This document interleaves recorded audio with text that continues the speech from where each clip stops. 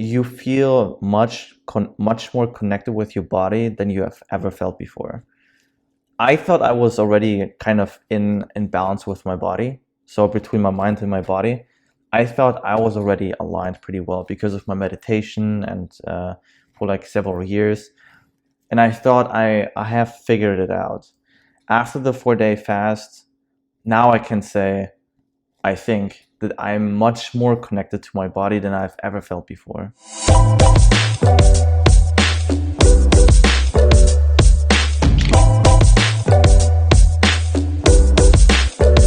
Welcome back, everybody. Welcome back to another episode here. Today, the plunge into cold water is something I wanted to talk about because since we talked about last time about the 4-day fast that I'm going to do, now I have done it and I have learned a lot of things. Now, plunge into cold water. Monish, what do you think of plunge into cold water first? Well, the first thing that comes to my mind is literally going into a cold plunge, or what do you call it? Yeah, basically just jumping into real cold water. But it's basically used as a metaphor or something for taking that leap of faith and just going for it. Just jumping. And I know I don't want to ruin what you have to say, so I'll let you, because you've literally just taken a massive plunge into potentially ice cold water, or maybe it's a nice jacuzzi. I don't know yet, but you've definitely taken a plunge. So it'll be very interesting to hear about that today. Yes. Okay, so first things first, let's talk about the 4-day fast. So the 4-day fast was essentially for me just to see if the research I've done was right or wrong. And for now I can have that conversation with people who have done it, and those who tell me that it's not healthy or whatsoever, I'm still alive and I actually feel better than before. So everyone who just gives you their opinion of this is not healthy enough, I can now talk about the experience. So the 4-day fast, why did I do that? Is first, I just wanted to see how strong my emotional control is. What I mean by that is I used to be very hangry. So I don't know, Monish, if you're hangry sometimes or not, but Oh me, yes, yeah, okay. yes. So I used to be very bad at it because I had literally no control over how I respond to stuff that was not part of my preference. So if I get a flat tire or even something doesn't sit right, you get really like jittery and just like, everything just sucks. And when you're hungry and then you are sitting in traffic or someone is cutting you off in traffic, then you get really pissed off and everything is just like a downward spiral. And over the years, I got much better. I also read the book Emotional Intelligence 2.0. So if you guys are curious about this, I highly recommend reading this book. It's just showing you what you can do to improve your emotional balance. But yeah, so overall, my experience with the 4-day fast, I saw this in one of the podcasts. I think I don't even remember how I got to that point, but I was just saying 4 days, no food. I know how I got it. I got it from Chris Hemsworth. It's on Disney Plus if you have it, and he's going through like certain challenges. And one of those challenges, one of the episodes, was a 4-day fast, and it just helps. So in their research paper, it says it's helping you for longevity. And it's because your body's getting rid of all the toxins because you do not feed anything, no minerals, no vitamins, no nothing. And you force your body to be very, very efficient with what your body has. And believe it or not, we are in a society where we have no scares, or there's no scares of food. you can technically go out there and just go to a restaurant and buy something for $2. So that's that easy. So you don't have to hunt, you don't have to do anything. So on the 4-day fast is basically just reinstating the ancestors' behavior in terms of sometimes you had no food for 2 or 3 days. You had to hunt for your food, and if you sucked at hunting, you will notice it with your gut. You had nothing to eat, and there's basically you die. So basically, your body is helping you to become better. So there are 4 stages. The first stage, the first day, is you basically just burn off everything from the last day. So you don't really notice a difference except that you're slightly hungry. That's it. It's surprising because I was expecting to be much more hungry than I was. The second day was devastating. It was horrible. It was absolutely emotionally I was really that close to cry and just question my life. If it's really tough because your emotions or your mind cannot comprehend what you're doing right now. You are so used 20 years, you get to eat, you just go out, eat something, whatever, snack. There's always something around somewhere. And all of a sudden you don't feed anything. Like, are you are you okay up there? And so your brain really thinks of, okay, so I don't know what's going on, and I have really no idea what's going on. Day 3 and 4 is where the switch flips, and for some people it takes longer. For some it takes a little shorter of time. I need to mention I did work out on those 4 days. Just because this is the lifestyle I'm living. So in terms of living your life, that's very important in terms of the 4-day fast. You have to live the way you lived before, just without eating. You do not want them to sit on a couch all day because then it takes away everything that you actually work for. Anyways, so day 3 and 4 is where the switch flips, and funny enough, you get more power. You are an enhanced human being. It's extremely weird to explain. But on day 3 at night, my vision got so stronger, like so much better. It has enhanced. All the lights, it was just a different awareness. And my hearing, I could hear sounds. I'm really aware of living in the moment and just hear what's around me. Smell has increased so much. So I parked my car. So I started working at the gym, but that's for later. But basically, when I go up the stairs to get to the parking garage, all of a sudden I smelled so many different smells and where it was coming from. This is incredible. I don't know where this was coming from, but it was just there. Day 4 was just challenging in the way of, okay, you're almost done. So day 3 was basically my highlight of this entire 3-day fast.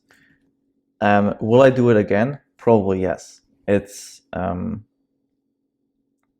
crazy.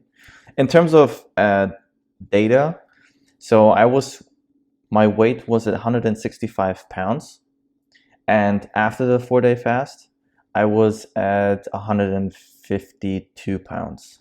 So I lost 12 pounds. What I did not know was this is mainly just water weight that you lost. This is not fat that you're losing, because when I talk to people, they're like, oh, I'm going to do this too, so I'm going to lose 10 pounds. And I was like, yeah. And I was like, this is not what it is. It's actually just water weight that you're losing, because 45% of food that you're consuming, this is where your body gets your water intake from, which I didn't know. So I did some research afterwards. But yeah, my senses have gotten so much better. Also, the touch of my skin, skin got softer for some reason. I don't know where this is coming from. Um, but yeah, that was my cold plunge. Yeah, That's for crazy. Well, firstly, congratulations for actually sticking with it. I yeah, do have a couple of questions. So you don't drink, and do you drink water as well, or is it just no food? it's just no food. It's just water. Just water. Ah, okay, right. So that's Just still interesting that you lost water weight even though you were still drinking water. yeah. And the So senses thing is really, I think, that is amazing. So has that effect lasted even after the 4-day fast? yes. So the vision I cannot tell, but my smell and taste, yes, 100%. The food I'm eating Wow. now tastes so much more, not better, but I can taste better, Intense. intense. Yeah, you know what? This reminds me of when I didn't eat any like One there was one point in time I didn't eat any like chocolates or sweets or anything and I didn't have sugar in tea or coffee for a good few weeks. And then when I did have chocolate or anything like that, it was just too sweet. Because I think what happens is your taste buds actually change. Hmm. So when you've had nothing in there, you basically taste nothing, right? Or you taste like starch or saliva or something. I don't Yeah, know. And then when you go back to it, then it's like sort of shocks it a little bit. yeah, And perhaps that's it. But the vision thing and like the feeling of your skin and the smell, that's yeah. really. I'd be very interested to know the science behind why that happens.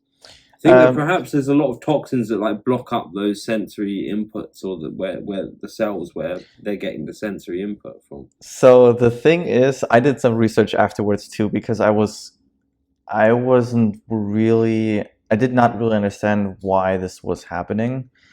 But in Mm, a sense of, I understand now why this is happening, and this is more intense for men than for women. I also need to make this as a note because there are some differences. But as I just talked now about the human body, when you are not hunting, you don't need your senses. You only have senses because you are supposed to get food somehow and survive or find water or stuff like that. In today's society, there's no need for senses. There's no need to actually survive if you technically you can just remove the taste. You can remove um, not necessarily vision, but it's definitely not as important as it was thousands of years ago, if that makes sense. mm, So because your ancestors needed to hunt, and this is where this is related to it. When you're starving, your body goes into, I need food, I need to provide food for myself, and the only way to get it, apparently, is I need to hunt. This is what we humans are basically. We're predators. And we are trying to enhance, so the body is trying to enhance every sense that he has to get food, to survive. mm. So it's not Wow. just about the hunt, but it's also about protecting so you not eaten or threatened by any predators that are also looking for food. So that's why it's also for women to just sense the surroundings to protect the child, essentially. Right. Wow. Interesting. So this is where Let's it's coming from, yeah, that the senses are actually getting much increased. So your success rate increases because you are a better human being now, or better performing human being. Let's put it that way. So that is really. I wonder if there would be you could get to a point where you could sort of flick a switch, as it were, or do something, I don't know, meditation or something, and in a short period of time enhance your senses. Or really, I guess you'd want them enhanced 24/7, right? But then the bar is raised, and then therefore, that's your new normal now. Yes, and so to that point, I also was curious why this was happening, and so there are two reasons. And also, I need to make a note to this. This was not a 24/7 enhancement when in the third day or fourth day. It was only periodically when my body sensed that I was either outside or I was working out. Oh, wow. So physical activity played a role in it. So if I was just sitting in my bed and I was trying to read and study my papers, I was in a low. But as soon as I moved and just get out, get fresh air, all of a sudden everything was just awake, and it was wild. Wow. It was almost like a drug when you're like, okay, what's going on here? Your brain and your body basically, well, what it seems is your brain and your body want food, and when your brain and your body are under the understanding by you moving that you're ready to go get food, it's like everything's heightened. Where is the food? Yeah, and this is where it was actually coming from. So I need to say, without saying that you should starve, having someone experience this, and this is what I like to talk about too, because you feel much more connected with your body than you have ever felt before. I thought I was already kind of in balance with my body. So between my mind and my body, I thought I was already aligned pretty well because of my meditation and for like several years. And I thought I have figured it out. After the 4-day fast, now I can say, I think that I'm much more connected to my body than I've ever felt before. Wow. Yeah. So the day 3 and 4, more in day 4 than it was day 3. In day 4, I kind of learned, it was, how can I explain this? I documented this entire process. So I always recorded a 30-second to a minute video and how I feel, what I did, and stuff like that. So it's going to be on my personal YouTube channel. Also, I will upload it to my Instagram. So if you guys want to check it out, follow along, subscribe. But yeah, so day 4 was pretty much a communication process between my mind and my body. And the way how it felt was essentially they having a conversation, like literally a conversation of, hey, so I know you're starving. So what are we gonna do with it? So we're gonna preserve some energy, and then we can go later to get go not for a hunt, but make sure that you get some food. And I think it came with this entire thing because I knew day 4 was the ending, and I'm going to cook fish and rice, and it was a nice meal. But I think that kind of was like a really communication process between my body and my mind, where I got to know where my limits are, or at least I thought my limits were, and I realized my limits are far beyond what I was thinking of. I probably could have gone one more day or so, but it was just the first time. It was just 4 days, 96 hours, done. Also, your stomach shrinks. So the whatever amount you usually eat to become full and just satisfied, you can think of a third, 1/3 less. This is what your normal consumption is afterwards. Obviously, I wanted to get back to I've heard that happening before. Yeah. Essentially, your appetite shrinks, so you can't finish a whole pizza into yourself anymore, or whatever. Yeah, like something like this. But I trained myself pretty quickly to get back to what I need to eat, because otherwise I'm gonna lose too much weight. Yeah. And so lastly, what I want to talk about is the food after your 4-day fast. So first, in the second and third day, I was thinking of, okay, you know what? I'm just gonna get a freaking 4 cheeseburgers, some set of Steak, fries, everything. steaks, something really sounds really delicious.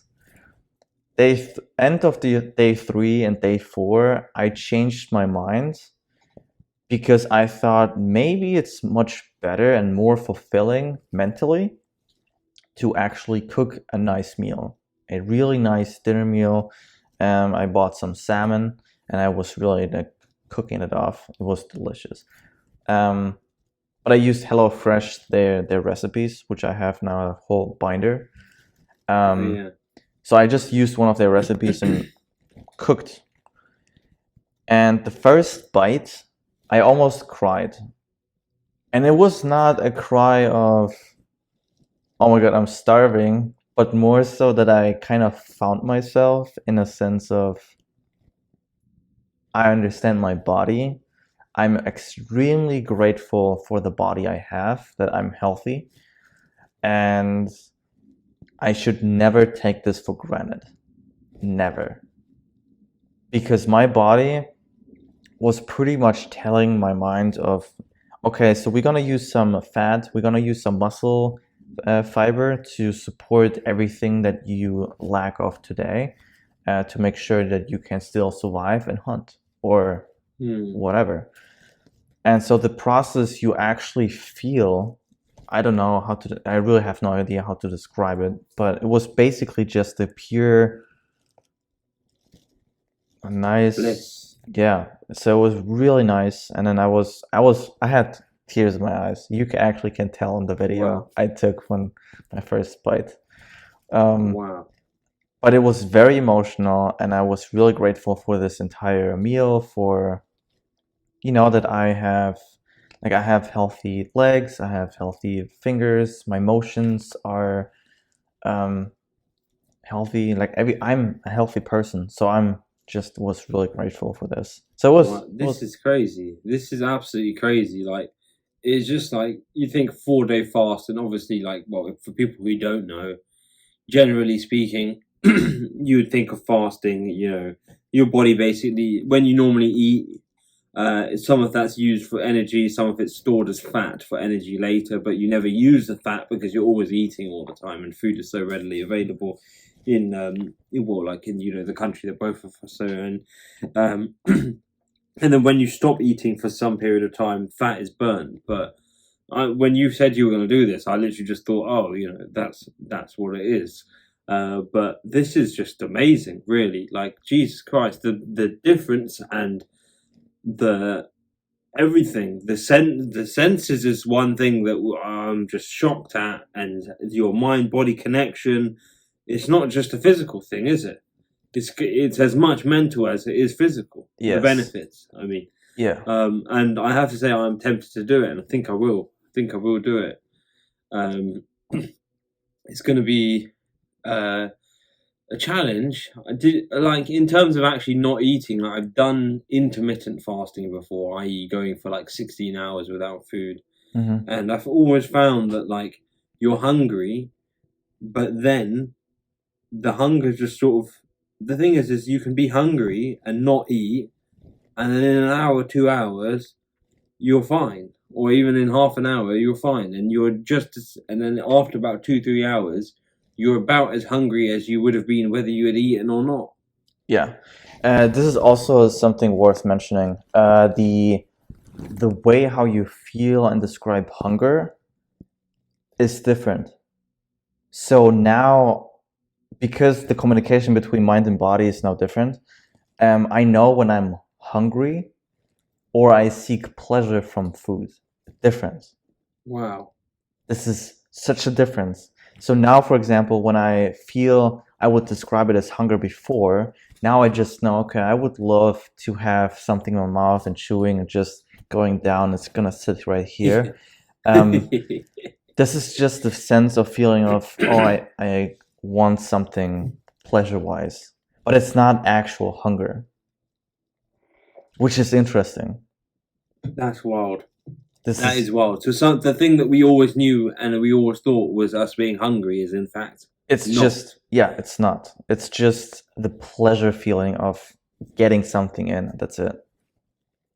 Damn. Yeah, that's Bloody hell. it's nuts. It's really nuts. So if you are a healthy individual, this is a disclaimer here. If you are a if you are a healthy individual, I would recommend you to at least give it a shot for at least 3 days. 4 days is a little bit extreme. I just took 4 days because I wanted to be as good as Chris Hemsworth. um, but 3 days is supposed to be the minimum because this is where your body changes the way how it's absorbing the food and also absorbing all the nutrients that are stored in your body and just not being used. Also, this is also a false kind of myth I discovered. Your body will eat your muscle first before it eats fat. So keep that in mind. Wow. Because Really? in your muscle fibers, this is where all the good nutrients are. In your fat, there's nothing useful. Wow. The only thing that's in your fat is energy. But nutrient wise, in terms of vitamins, minerals, it's all That's in your stored in your muscles. muscles. In terms of, the keto diet, because I did a little bit of research ages ago into this, and I thought that a similar sort of thing happens. I can't remember the exact words, but your body goes from one type of thing to another type of thing, basically, because you're not having carbs Yeah. and you're having fats and proteins instead. And that is where you get that a different type of energy or something like that. So it's very interesting to Yeah. understand the nutrients and that the science behind it and how the body works against that, because that's something that really is, you think you ought to be taught it in school, I guess, because it is how you work. And knowing that, I mean, like, look, in your case, imagine if everyone had that sort of connection between mind and body. Do you think that there would still be so many people overeating? Do Oh, you think hell that no. No, no, obesity no. would be such a huge issue as it is right now? I mean, how much does the obesity cost hospitals every day? Not just every year, but every day. I think obesity is the leading cause of pretty much every single early death that you can think of. Yeah, that's actually something I Heart learned disease and all in my. everything. Um, just all the obviously, like, bypass operations, heart attacks, blood pressure, Yeah. cholesterol. So the funny part is during this I changed jobs. So this is my second kind of plunge. And I am a certified nutritional practitioner. So that means I can actually give you some nutritional advice. Anyways, so the thing was that I learned about the carbs thing and I learned a lot of the diets, which you just brought up, the keto diet or paleo, or the vegan diet. For those, I think we talked about this earlier, but I am trying to eat as much vegan as possible. I still do eat fish once a week. And then also sometimes if there's a steak or something on my plate because I go out to eat, I don't say no, I just eat it because I'm not a strict, it has to be balanced. Everything is good in moderation. And in that sense. So So in terms of vegan, so you like don't eat cheese and stuff like that? I do eat cheese, which is why I don't consider myself as a full vegan. Yeah. But I replaced my milk with oat milk. I And see. basically I eat tofu as my protein intake. So it's all so I like cheese. That's why I do not want to be a full vegan. But Yeah. I guess I consider a pescatarian with vegan traits, I guess, or something. Well, we just call it flexitarian instead of vegetarian. You have flexitarians who sort of Yeah. like flexi I changing. just But call it a healthy look, diet. yeah, a healthy diet, and this is the thing: is that with a vegan diet, I mean, I eat mainly a vegetarian diet. I don't eat meat that often, but I do love meat, and I do love a good steak and burgers and things like that, and a bit of crap Yeah. now and then. I mean, it was funny yesterday because, in fact, my boss bought me pizza for lunch, and then I got home and my dad had bought pizza as well. So I had pizza for 2 meals that day. which was obviously unhealthy, but got cut back on that sort of stuff a bit. But in terms of like, you got to eat. Everyone knows what you got to eat to keep yourself healthy, right? You want a bit of healthy fats, Yeah. you want some vegetables, the green shit, stuff that doesn't look like it's colored, and the stuff that goes off if you leave it, rather than like a McDonald's burger that will never go off in hundreds of years. So just generally, like, we all know. But this is the thing with the psychology of taking the 4-day fast, is that we all know, everyone knows what it takes to be like a healthy diet. So why are so many people obese? Is it stress eating? Is it a lack of connection between the mind and body? Maybe these are questions that will be answered in time. I don't know the answers currently, but it's interesting to see, because I think that doing that kind of thing and having that connection, then that thing, what you were saying, understanding the difference between being hungry and wanting pleasure for food. There's something that I don't understand. I didn't know that was a thing until today, in fact, and I don't think many people do realize that there is a difference now. Yeah. And I will be doing that fast as well, and I'll report back. I'll pick a couple of days to do it. I might not do. I'll do the 3 days and then see if I want to do full 4 days. Yeah. But I'm not as healthy as you with the gym and the fish once a week and all of this stuff. Yeah, you gotta get your nutrition right. You gotta get your nutrition right. Health mainly comes from diet. So because I went through the certification process, what I've learned is, I think the number was 85% of people in the US could avoid 95% of chronic diseases just by losing weight. That's a huge percentage. Yeah. 85% of people in that country. How many billions is that? Yeah, this is. And they could avoid 95%, almost 100% of chronic diseases. Yeah. So, i.e., long-term diseases. Yeah. That could be fatal even as well. That is crazy, isn't it? Yeah. It's absolutely crazy. I know that when I went to America, and you go into Target or whatever, I think I went to Target once, and you look at the aisles of just colours that are just not natural, and just liters and liters of these drinks, and you think like, oh, if I drank this blue drink, what colour is my pee going to be in the morning, and all this stuff.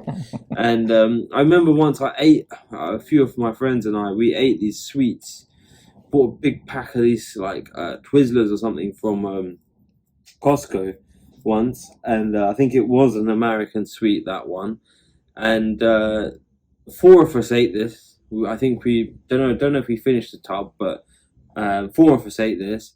2 of us out of the 4 of us, this sweet was blue, yeah, and 2 of us out of the 4 had green poo the next day.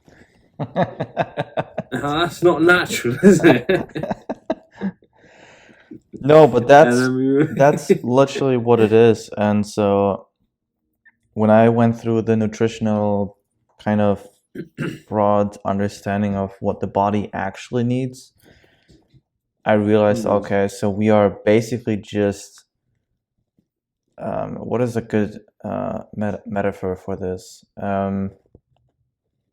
We basically give our body, so glucose, basically where everything is coming from, glucose, the sugar stuff. Yeah, unnatural sugar specifically. Yeah. So sugar is basically just giving you steroids. Sharp energy. Short, sharp energy. And it also has, and this is where it's actually coming from, the good feeling. I think it's the serotonin. Yeah, serotonin, yeah. That makes you feel, dopamine. You accomplished things, or dopamine? No, I don't think it's dopamine. No, I think it's serotonin. Yeah. I'm not. Disclaimer: quite sure, so. We're not scientists. You are but this feeling is highly addictive, and the thing is, we don't have to hunt anymore. So that's why I might think this is dopamine. Dopamine hits. Chemical dopamine hits because you have sugar, and this is just high wiring your entire life just because it's so easy to feel that high, that rush, and you don't have to work for it. And so now with the VR stuff and just everything is on the internet, you just sit there, just have home office, you don't move, and we still keep eating the way how we used to eat when we had hard, high intense labor jobs. You had to go out, you have to go this, you had to ride the bike because the car was expensive. Like those things, they're all gone now. You get a car pretty easily. Sometimes you don't even need a car because you can work from home. But you still eat the same amount of food than you did 30 years ago. And this I is literally where had this. Yeah. this is where it actually comes from. It was not even the people eat more, it's just the people do less. I do think that the people are eating, like when I went to America, it was hard to find vegetables and fruit. It was like I went to a grocery shop Oh, you told me about and this, there was no groceries. yeah. It was only like beef jerky and Monster Energy, and you think what? And people are feeding their kids this stuff, and no wonder, Yeah. But in terms of that, like when I left college, and I was working multiple jobs, but then I had got a main job, which was a 9 to 5, quote unquote, and it was an office job, so I was just sat there doing nothing.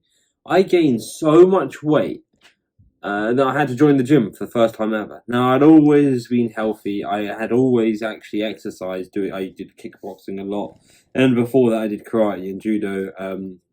So I wasn't, it wasn't like the first time I'd ever exercised in my life, but it was, clothes started to not fit me after a very short amount of time because I was eating the same, and it made it worse because I was younger than the people there. They always wanted me to we'll buy him food, and then you end up having like 3 meals while you're at work in just that 8-hour span. And then you have breakfast and dinner as well, and then you just eat way too much, and you get very fat. But you got to increase the level of exercise. If you're exercising to gain muscle, you actually want to eat more than you burn off, but eat more of the right stuff. It's all diet, right? Not diet. I don't want to say, it's all diet, but let's separate diet from dieting, because dieting doesn't work. When you go on a diet, and then you go back to what you normally ate, guess what? You're going to go back to whatever you normally were. Yeah. But when you change, lifestyle changes. Like, I'm sure you still eat ice cream and stuff, but you can keep fit because you have it in moderation. Yeah. And you understand the difference. Like, you track it, right? Yeah, go on. So I'm a prime example. I eat 2 Nutella bagels a day. This is just what I do. I just like Nutella. I like whole grain bagels, and it's just what I do. But I do work out every single day. I also don't snack during the day. So I have fixed times to eat. This is mornings to breakfast. This is about 1 to 2 o'clock in the afternoon. And this is 6 to 7 o'clock at night. This is the only time I put food into my body, and that's it. There's no snacking. There's no, I go real quick and get something to eat because I feel hungry, which is not the case, because you're not hungry, actually. And so this is why I stay lean. And now, I used to say I have high metabolism. I don't. I have a normal metabolism. The only reason I stay slim is because I don't eat much. That's just, I personally hate eating. But people who snack or buy those high sugary things and just consume so much of it, or have no control of how much they're eating, the portion size matters so much. The portions here in the US are so much bigger than in Europe. Oh my God, Jesus Christ. They are. Yeah. So it's crazy. When you get used to a certain amount of food that you get on the plate, and you continuously do this for 10, 15, 20 years, and then all of a sudden you have like a tiny dish that you get in Europe, and everyone is like, I'm gonna starve to death now. It's like, no, Yeah. this is actually And it what you're costs supposed more to in eat. Europe as well. That's the worst part.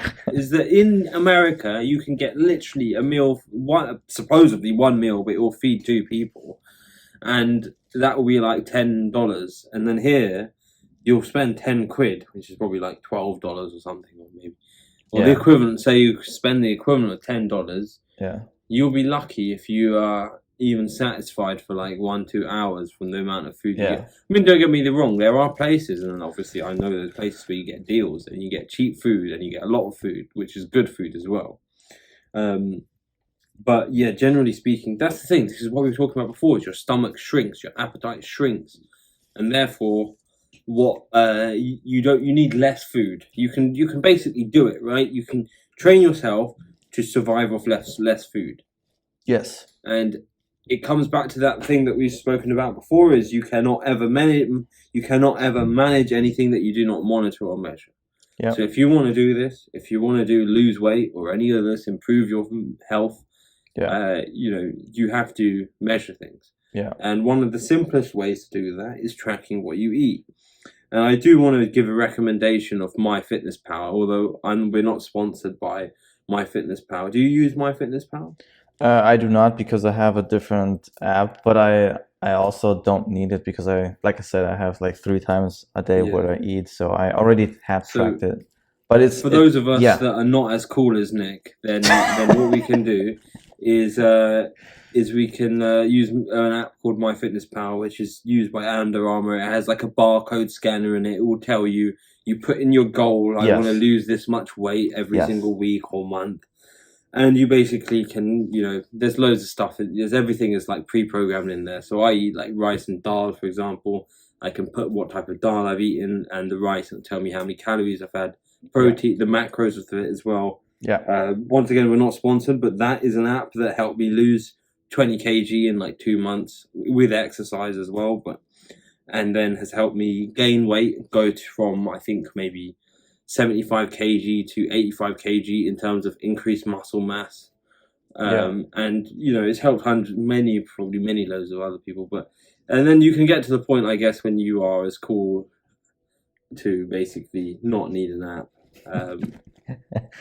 No, I highly recommend tracking your foods because it has shown there were some studies. This is what I've learned in the course. The moment you track your food, really, you're honest with yourself and you track the food you're taking in, you automatically consume less because you don't want to look bad to yourself.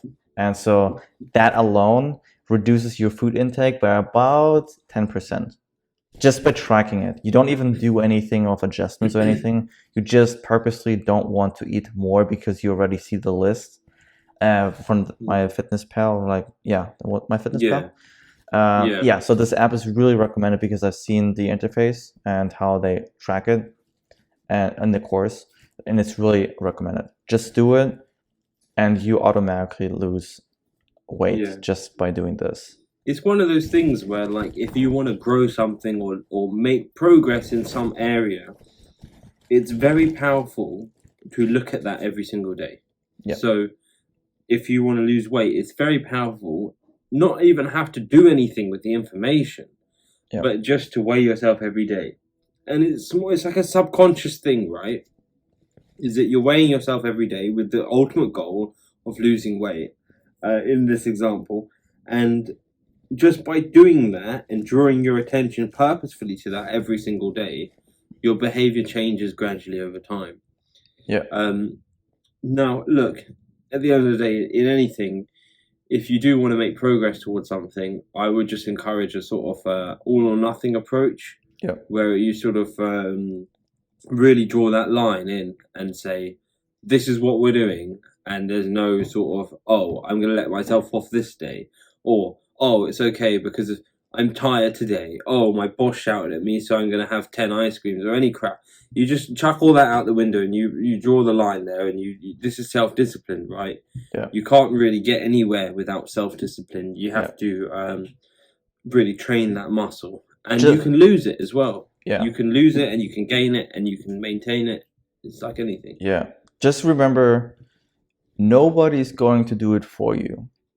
Unless you pay a coach or like a personal trainer. Just kidding.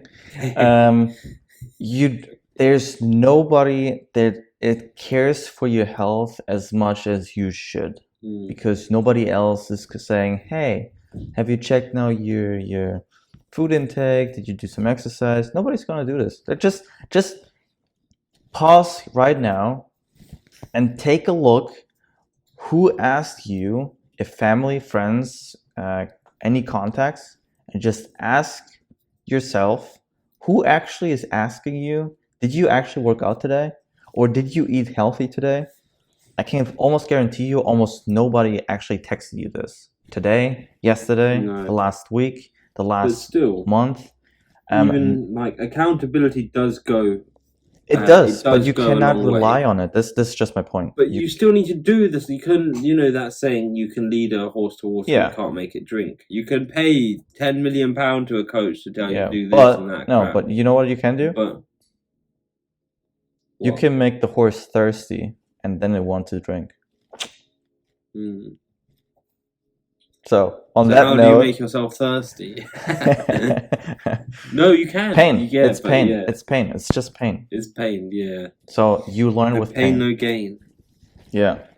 And I think on that note, because we already had 45 minutes or so. So yeah, this was a great episode. It was very important to me to share this with Monish, with you, but also with you guys, because it blew my mind after I reviewed all the videos I took and just reflected on everything I went through.